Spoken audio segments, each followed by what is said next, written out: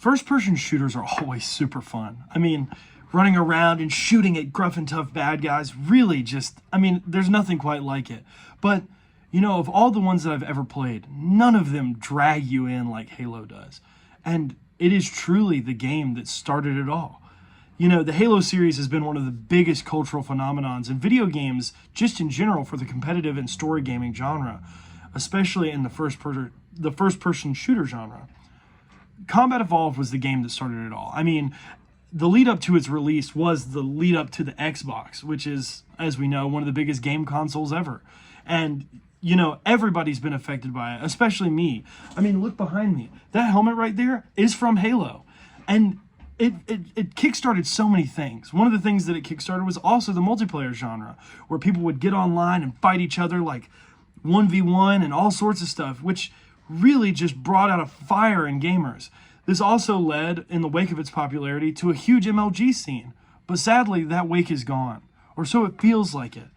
But maybe with some recent news, it's come back.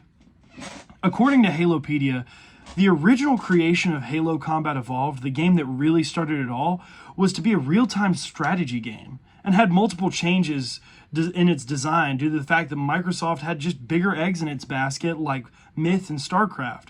But while Combat Evolved was being created, Microsoft was gearing up to show off something incredible, the Xbox.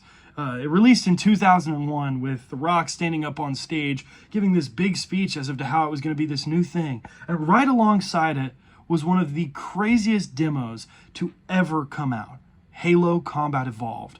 Now, originally it wasn't called Combat Evolved, it was called Armor. And it had so many different names that it ran through because Microsoft really didn't expect it to be successful. But the weeks leading up to the launch, there were the hectic and downright unfair, because the game changed genres so many times and had lots of crunch, and the team just really didn't feel together.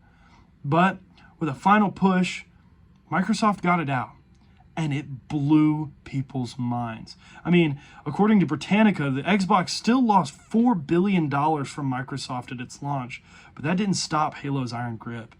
I mean, for me, Combat Evolved was only a hit. I mean, I was only, you know, a few years old when I started playing it. But the one that truly grabbed me was Halo 2.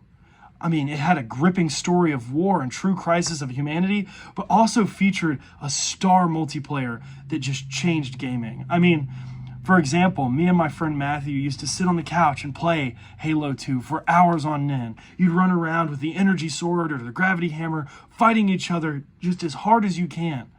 But it wasn't just us that felt that way. The multiplayer was so innovative at the time the game was released. It was all me and my friends could play. Despite its unique weapons like the energy sword, though, and, you know, gravity hammers and all these huge melee weapons that brought people to Halo, that wasn't what sold the game in the MLG market.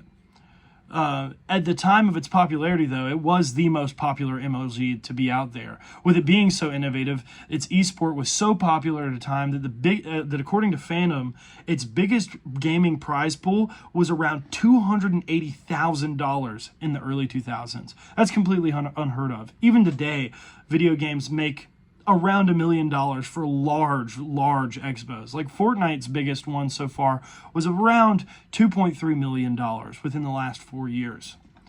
But as time moved on, the Halo series lost its spark. I mean, we had seen Master Chief go through these great feats. He destroyed the Covenant. The Covenant had realizations of its own evilness. And we finally saw Master Chief and the Arbiter get to rest. Except that wasn't the real end. You know, after the selling from Bungie to 343, Halo lost a lot of its spark, going on to make Halo 5, which had an okay multiplayer, and going on to make Halo Infinite, which had a awesome story campaign and movement mechanics, but just didn't have that same fire. But that being said, with a switch in story perspective, it's not always bad, especially when you have people who are passionate about it. Recently on the New Horizon, there has been a new version of Halo, Halo Studios, which is planning to take the old games and put them into Unreal Engine 5, which, if you don't know, Unreal Engine 5 is a video game software for the modern age. And while only time could tell if this new edition will pull the diamond from the rough, we'll just have to see. But Halo has changed my life and many others.